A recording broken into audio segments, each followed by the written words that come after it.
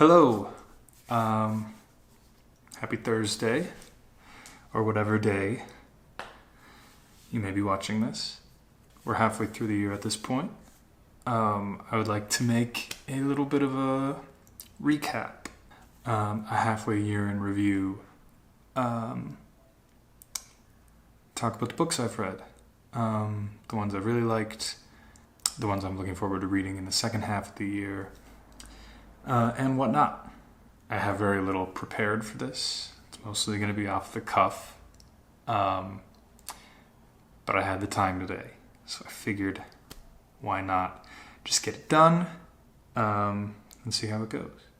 I want some coffee, so I'm going to go get some coffee. Ugh. I've got my coffee now, Snoopy and Woodstock mug. I have other mugs, I don't use them.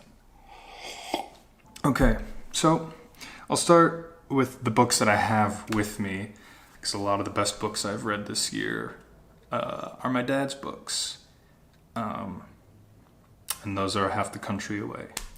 So let's start with this, Dune. I got this as a Christmas present, or birthday present, I believe. I wanted to read it for a very long time, and I was not allowing myself to watch the movie until I had read the book. And so now I have read the book and I've watched the movie. Both are amazing. I do prefer the book. It's so dense, and you'd have to make a 12-hour movie in order to be able to capture every nook and cranny that Frank Herbert covers in this novel. I'm looking forward to reading the sequel and watching the rest of the movies. I saw yesterday, I think, the trailer for the part 3 came out, so I need to get moving on that. But yes, I love a little bit of sci-fi that blends certain socio-political messaging. Like, obviously Dune is very big on environmentalism, as well as colonialism and surveillance. This is more than just a standard sci-fi story. And I can't imagine watching the movie without having read this, because there's so much that would just completely go over your head if you hadn't read the book already. So I highly suggest this. So yeah, got to get my hands on Messiah now and all the other ones that I can't think of the names of. Anyway, next let's go here, somewhat chronologically, I guess. Beloved by Toni Morrison. This was a reread, actually. I read this in my sophomore year of undergraduate in university, I think. Well, I didn't finish it during university. It was the last book of the course schedule, and I had already chosen a different book to write about at that point, which was My Year of Rest and Relaxation, which was somehow a book that was on a school curriculum at a major public university. Crazy stuff. But like this, obviously, this is like required reading. I read The Bluest Eye at the end of last year, and it was good. Good enough to inspire me to reread this, because I felt like I had a bit of a missed opportunity without finishing this. But I'm glad I went back, because the writing the first time around to me was a bit hard for me to parse. It just revealed itself to me a little bit more, the intricacies of her writing. Her words just cut. She's clearly a master of her craft. The characters have so much space to breathe. Each universe kind of exists within each character. And that's partially due to the jumps in time. It's partially due to its pretty narrow host of characters, as well as the fantastical elements that kind of leave a lot for interpretation. This is great, and even though I understand like 20% of what she has to say, that 20% is still a gold mine. So I need to read some more Toni Morrison. Sula is on the bookshelf as well. My bookshelf is that way, so that's why I'm looking towards that. But Sewell is on the bookshelf as well. I think I'll get to that soon. We'll see. The next couple of books I have are much more recent. Ann Patchett's The Dutch House. This one I kind of plucked off the shelf without much thought because I've owned it for such a long time without having ever picked it up.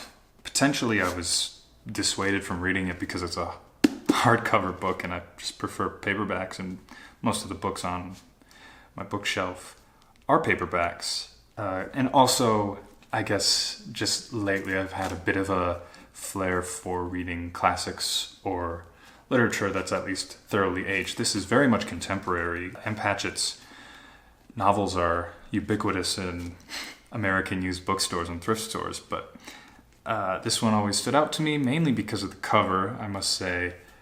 The painting on the cover is significant in the plot. The picture is of the character Maeve, who is the focal point of the story, but told in Danny, her brother's perspective. Their relationship as siblings is central to the theme of the book, but also it touches a lot upon class, particularly their experience ascending and subsequently descending the economic ladder in the country.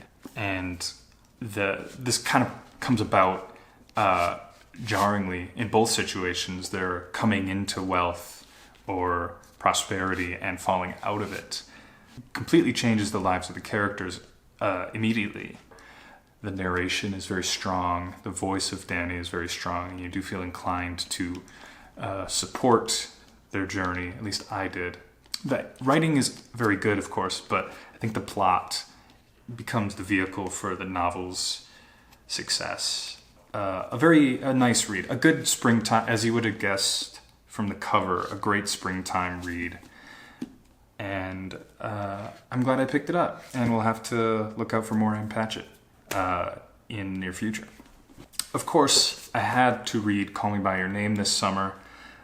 It is potentially my favorite movie I've ever seen. And it took me a while to find this edition, the one that's not the movie cover. The color and the image, it spoke to me. And I don't like having novels with movie adaptation covers. That bothers me. Of course, the source material for the movie was going to be great. I prefer the movie. The visuals are just so stunning. The film captures their emotional connection perhaps slightly better, and I think it's just because of the book being so much more erotic, which I wasn't expecting. For the most part, I guess it's fine, but sometimes it does feel like Elio just wants to get his rocks off instead of being obsessed with the man that is Oliver. But their age difference, which is perhaps a source of controversy for some, as well as their physical distance from each other. Oliver is just visiting for a summer. He's living with them as an exchange student in Italy. A lot of factors are forbidding this relationship, even friendship. It makes you feel for Elio. I really do have a lot of sympathy for Elio and the position that he finds himself in this book is both desirable and not desirable. If you want a good romance, this is probably my favorite romance novel I've read. I've been told I need to read more romance. Probably true. My last book that I have with me physically here is Mrs. Dalloway by Virginia Woolf. My first novel from Virginia Woolf. Took me a while to get into because of how difficult it was for me to grapple with the stream of consciousness in writing. But it is a fabulous read. Possibly my favorite so far of the year. Probably the top three at least. Going into it, I only really knew that this book took place, like the plot is contained within one day. And obviously, like, Virginia Woolf is a titan of English literature and whatever. But this was written in the 1920s, and it takes place in post-war London. Mrs. Dalloway is a fairly affluent, lives a very comfortable life, and her entire day is revolving around preparing for a party, a dinner party.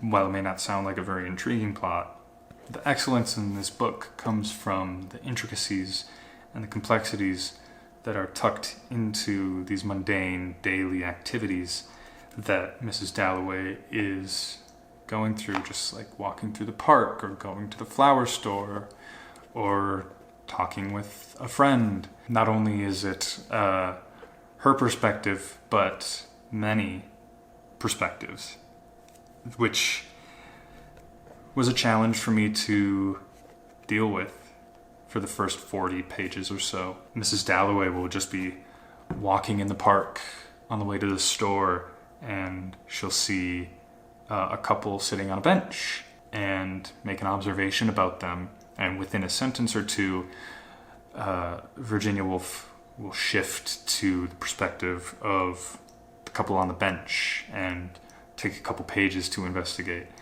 their lives and their minds in that immediate moment. And while it's jarring from a reading perspective, since it takes place in such a short amount of time, she has a very effortless way of bridging the gaps between these moments, and they make it read more as a stream of consciousness with an emphasis on stream. It's a bit of a critique on post-war London. I think she's trying something with Mrs. Dalloway that's a little bit easier to read into if you compare her to another intermediate character in Septimus, who is a war veteran who is struggling. Septimus's character seems to be the antithesis of Mrs. Dalloway. They both have come out on different ends of the spectrum in terms of the consequences of the war.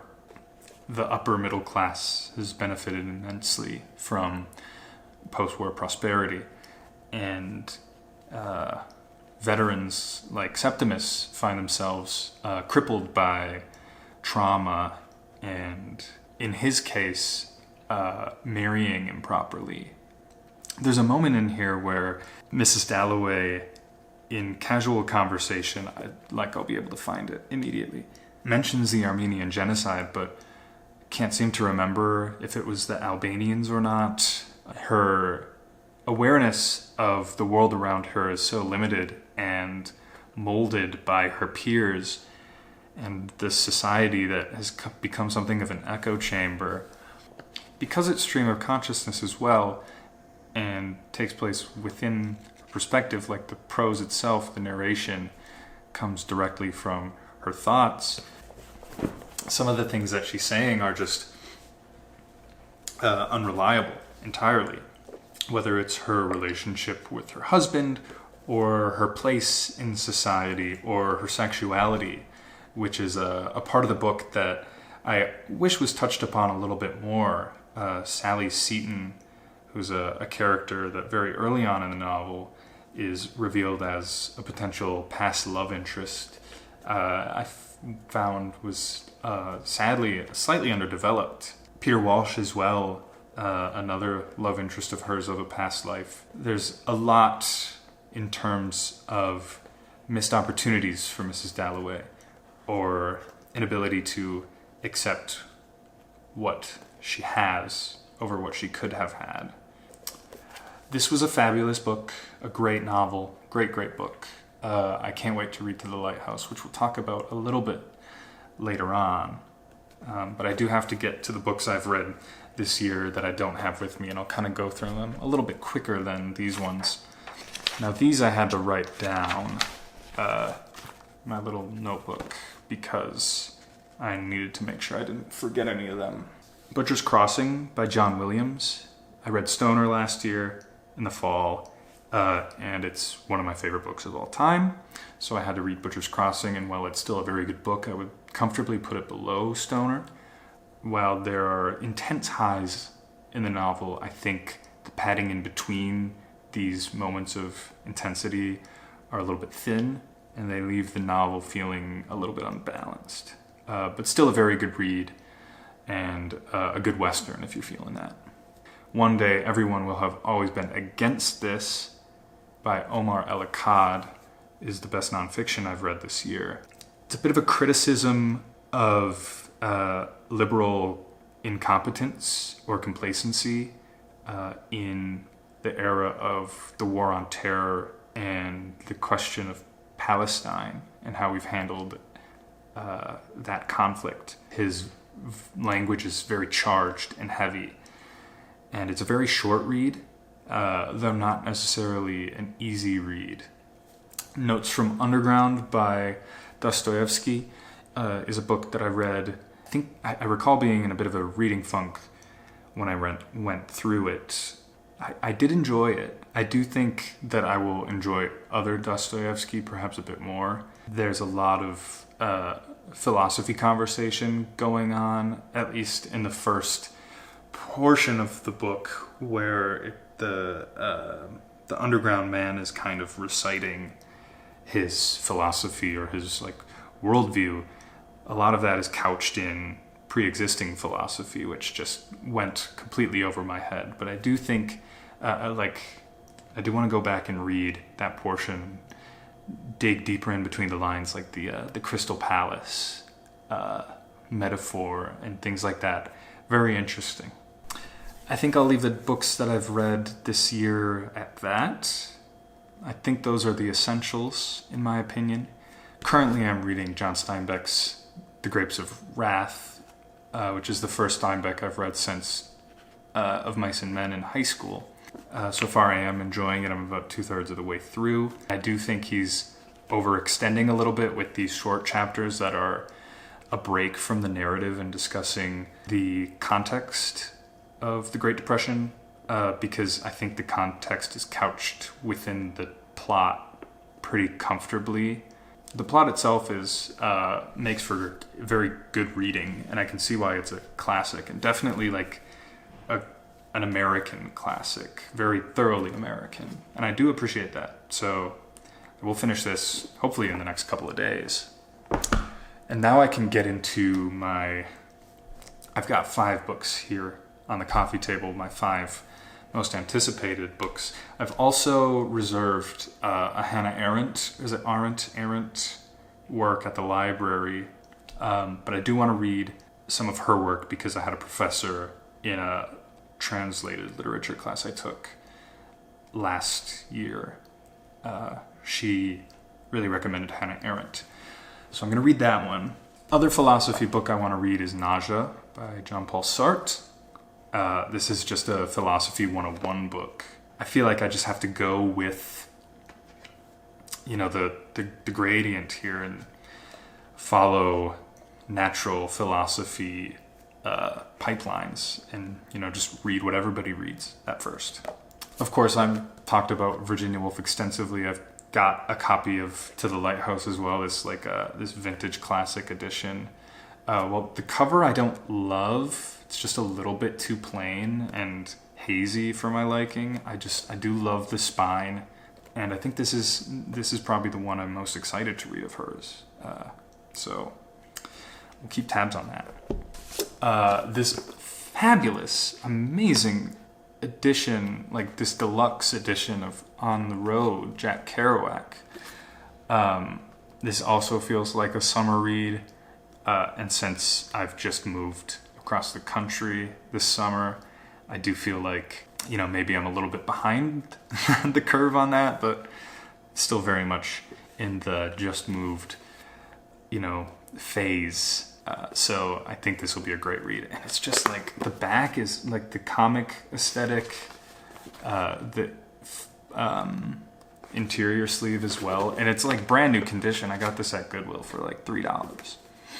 These, I want to read some Russian literature this fall and winter, kind of saving it for then.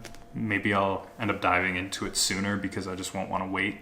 On a trip to England last winter, 2 winters ago, I bought this cloth-bound classic version of The Master and Margarita by Mikhail Bulgakov. This is probably the Russian classic I'm most excited to read. I have a bit of a premonition that this will be a favorite of mine. And because of that, I had to buy the cloth-bound classic from Waterstones. And I don't need it's got the tassel, I don't need the bookmark. Crazy. Last and not least, Fyodor Dostoevsky's Crime and Punishment. This is one that I'll read by the end of the year for certain. And I don't really want to say too much about it because I don't have much to say. I've done plenty of talking. More than enough. My back hurts from hunching forward.